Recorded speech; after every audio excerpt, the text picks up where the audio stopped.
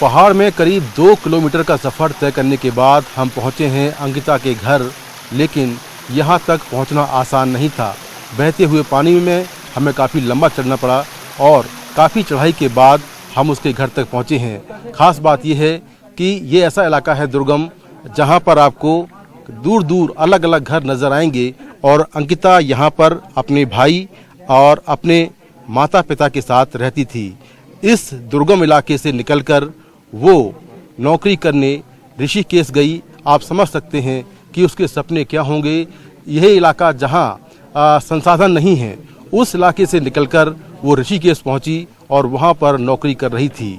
अब हम कुछ देर में अंकिता के घर वालों से बात करेंगे और उनकी क्या मांगे हैं, क्या चाहते हैं, उन सभी मुद्दों पर बात करेंगे।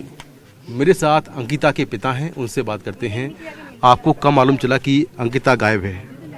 मुझे 19 तारीख 4 बजे पता पड़ा। किसने बताया था आपको? ये उसके दोस्त है, उसने बोला कि अंकिता वहाँ नहीं है। अच्छा। 8:30 बजे 18 तारीख से अच्छा, नहीं है वहाँ। अच्छा। तो मालिक ने 5 बजे 19 तारीख 5 बजे फोन किया कि आपकी लड़की सुबह से 19 तारीख सुबह से बता रहा था वो कि आपकी लड़की सुबह से यहाँ से गायब है। अच्छा, फिर क्या किया आपने उसके बाद? फिर यहाँ से गया मैं 6:30 बजे के आसपास यहाँ से गया। पौड़ी होते हुए मुनि की रीति से कोतवाली ऋषिकेश से गया लक्ष्मण झूला। तो उन्होंने कहा कि वो पटवारी क्षेत्र के अंदर आता था। फिर वहाँ से निकला मैं 19 तारीख को मैं नाइट वहाँ रुका था ऋषिकेश में। फिर मैं 20 तारीख को लक्ष्मण झूला गया। लक्ष्मण झूला उन्होंने पटवारी चौकी पड़ती है। फिर वहाँ से निकला मैं, फिर चीला चौकी गया। तो चीला चौकी में हमने पूरी पता किया कि पटवारी कौन है, उसका फ़ोन नंबर दो। तो उन्होंने पूरा पता फ़ोन किया मैं। तो अभय है एक पटवारी, तो उनका नंबर दिया। तो हमने पूछा कि साहब आप कहाँ मिलोगे, क्या मिलोगे? उन्होंने कहा मैं छुट्टी पे हूँ। उनको पता था क्योंकि 19 तारीख को ही जब उन्होंने हमें फ़ोन किया, होटल वाले ने फ़ोन किया, उन फ़ोन करने से पहले 19 तारीख को दिन में वहाँ चले गए थे वो। अच्छा। पटवारी के पास शिकायत देने के लिए। लेकिन पटवारी को पता पड़ गया कि यहाँ थोड़ा गड़बड़ चल रही है। तो पटवारी जानबूझ के छुट्टी मांग के चला गया। अब ये बोला मैं कि छुट्टी मांग के किससे गया? फिर अब पटवारी ने जो है चार्ज विनोद कुमार को दे दिया। अच्छा। फिर 20 तारीख को जब हम वहाँ गए तो हमसे पहले होटल वाले मैनेजर और मालिक और उस मालिक की मिसेज और मालिक के पिता और अरविंद अंकित नाम का वहाँ पहुँच रखे थे। तो 11 साढ़े 11 के आसपास। तो मैं जब पहुँचा, मैं दरवाजे पे पर्दा लगा हुआ था, तो मैंने पर्दा हटाया तो उन्होंने रुको अभी। तो उसके बाद 2.5 घंटे हो गया। 2.5 घंटे तक मैं छत में घूमता रहा। तो जब मेरे को गुस्सा आ गया, मैं वहाँ पे पहुँचा तो उन्होंने कहा रुको अभी। फिर मैं बाहर आ गया। फिर थोड़ी देर बाद उन्होंने मुझे अंदर बोला। मैंने साहब मैं अंकिता भंडारी का पिता हूँ, मुझे रिपोर्ट लिखानी है। तो कहने लगे कि नहीं, रिपोर्ट इन्होंने लिखा दिया। मैंने कहा उनकी रिपोर्ट लिखोगे पहले पीड़िता की रिपोर्ट लिखोगे? तो नहीं आपकी रिपोर्ट नहीं लिखूंगा मैं। तो तब तक होटल मालिक ने गर्म हो गया, मैं भी गर्म हो गया। मैंने कहा तुम बीच में क्यों बोले, तुम्हारी रिपोर्ट हो गई ना, अब मेरी रिपोर्ट लिखो। तो पटवारी कहने लगा कि मैं वहाँ जाऊँगा, कोड़ा जाऊँगा, थाने में जाऊँगा। तो तब तक बीच में होटल मालिक ने बोला कि आप स्पॉट में आए, होटल में आए, सीटी कैमरे लगे हैं, तो आप जो है वहाँ पे चले। तो 4:30-5 बजे के आसपास हम होटल में पहुँचे। तो पटवारी घूमता रहा। उसके बाद उस पटवारी ने कुछ नहीं बोला, सीटी कैमरे ऑन करो, कुछ करो। तो मैं वहाँ गया, मैंने कहा आप सीटी कैमरे ऑन करो। तो उसके बाद होटल मालिक पुनीत आर्य ने बोला कि 3 महीने से मेरा काम चल रहा है, जगह जगह से टाटे टूड़ियाँ कटी हुई हैं। तो मैंने देखा, मैंने कहा ये क्यों काटा आपने ये शो? तो उसके बाद गर्मी में फिर वो जो बोला पटवारी ने बोला कि मैं थाना जाऊंगा कोटद्वार, तब वहाँ से कार्रवाई कार्यक्रम का। मैंने कहा जब तक तो कोटद्वार पहुँचेगा, कोटद्वार से फिर तुम्हारे रहेंगे से फिर फॉरवर्ड करके लक्ष्मण झूला पहुँचेगा। मैंने कहा तब तक मेरी लड़की को तुम मटर कर दोगे। तो उसके बाद मुझे शक हो गया पटवारी पे और होटल वालों के साथ।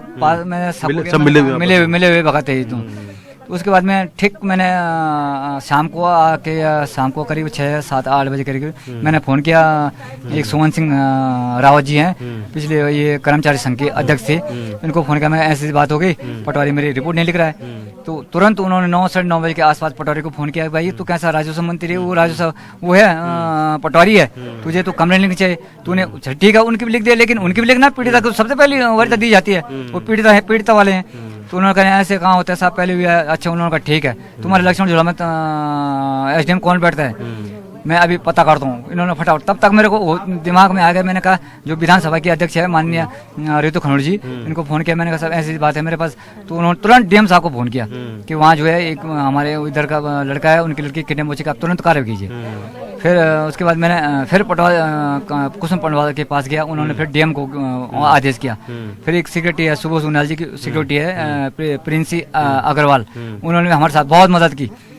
तो अच्छा ये बताइए, आपकी कभी आपकी बेटी ने पहले बताया था कि इस तरह से वो परेशान है या सुरक्षित महसूस कर रही है? हाँ, वो हमें नहीं बताया, जबकि 17 तारीख 1 घंटे तक बातचीत हुई। नहीं बताया आपको? माँ को और भाई से बात हुई उसकी, लेकिन नहीं बताया उसने। अच्छा, कभी नहीं बताया इसके पहले? ना, नहीं बताया इससे पहले। अच्छा, अरे अपने दोस्त से बताया था उसने दोस्त से बताया कि मुझे थोड़ा यहाँ खतरा सा लग रहा है। अच्छा, तब तक उसी दिन 18 तारीख को, अच्छा, उसी दिन 8:30 बजे इसका स्विच ऑफ हो गया।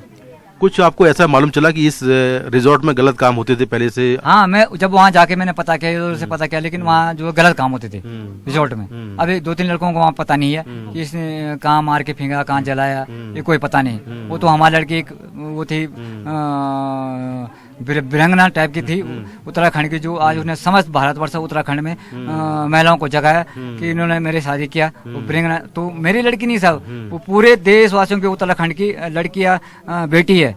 आज जनता में समस्त जनता से अनुरोध करता हूं कि आप इसी ढंग से, जब तक इनको फर्स्ट डे के तहत इनको फांसी की सजा नहीं दी है, तब तक मेरे साथ कंधे पे कंधे मिलाकर मेरा साथ दी। अच्छा ये बताइए कि जो रिजॉर्ट है उस पर लगता है कि आपको बुलडोजर बहुत पहले चल गया, अभी नहीं चलना चाहिए था? हाँ, मुझे ये शिकायत है कि रिजॉर्ट पे जो है बुलडोजर अभी नहीं चलना चाहिए था, और चला तो किसके आदेश पे चला, क्योंकि वहाँ कई सबूत मिलते। ये मुझे गुजारिश किया कि रिजॉर्ट पे किसके माध्यम से बुलडोजर चला। कोई आपको मुआवजा मिला या आपने कोई मुआवजे की मांग की थी? मुझे कोई मुआवजा नहीं मिला अभी, लेकिन जनता कल ये बोली थी कि लड़के के पिताजी ने जो है पैसे में लिए। मैंने कोई पैसे लिए, मैं अपनी लड़की की कसम खाता हूँ। आज मैं लड़की मेरी दुनिया में नहीं है, पर मैंने लड़की की कसम खाता हूँ कि मैंने आज तक कोई मुआवजा न पैसे लिया उनसे। अच्छा, आप चाहते हैं कि कोई मुआवजा आपको दिया जाए? हाँ, हमने मांग रखी है हमारे पूर्व माननीय मुख्यमंत्री जी, उनसे हमारे गांव में उनसे हमने मुआवजे की मांग की। जो मांगे हमारे गांव की हैं, उनके पास हमारी एक एप्लीकेशन दे रखी है। क्या मांगे उसमें? उसमें एक तो मेरे लड़के को एक तो सरकारी नौकरी जाए, और उसकी योग्यता पे मिलनी चाहिए, जिस हिसाब से उसकी योग्यता है, उसकी योग्यता, न कि तुम कहीं उसको किसी शिक्षा विभाग में कहीं ये नहीं हो चाहिए। उसकी योग्यता के आधार पे उसको सर्विस दी जाए।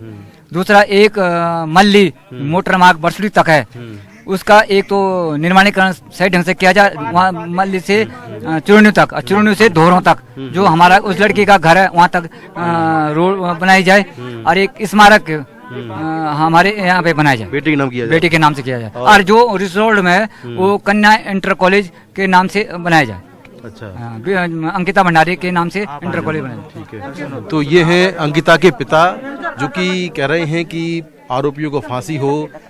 उनकी तरफ से कोई मुआवजा नहीं मांगा गया है, लेकिन सरकार चाहे तो मुआवजा दे, और जो उनका बेटा है उनको उसकी योग्यता के मुताबिक सरकारी नौकरी दी जाए। तो ये घर है अंकिता का, और आप देखें कि यहाँ पर बहुत छोटा सा कच्चा सा घर है, बिल्कुल पहाड़ के ऊपर, काफ़ी दुर्गम इलाका है। और यहाँ पर अंकिता अपने भाई, अपने माँ बाप के साथ रहती थी, लेकिन 28 अगस्त से वो ऋषिकेश में वंतरा रिजॉर्ट में नौकरी करने गई थी, और उसके बाद उसकी हत्या कर दी गई। इसके बाद अब देखिए कि न केवल परिवार बल्कि पूरा इलाका सदमे में है। अंकिता के गांव से कैमरामैन अशोक महाले के साथ मैं मुकेश सिंह, NDTV इंडिया।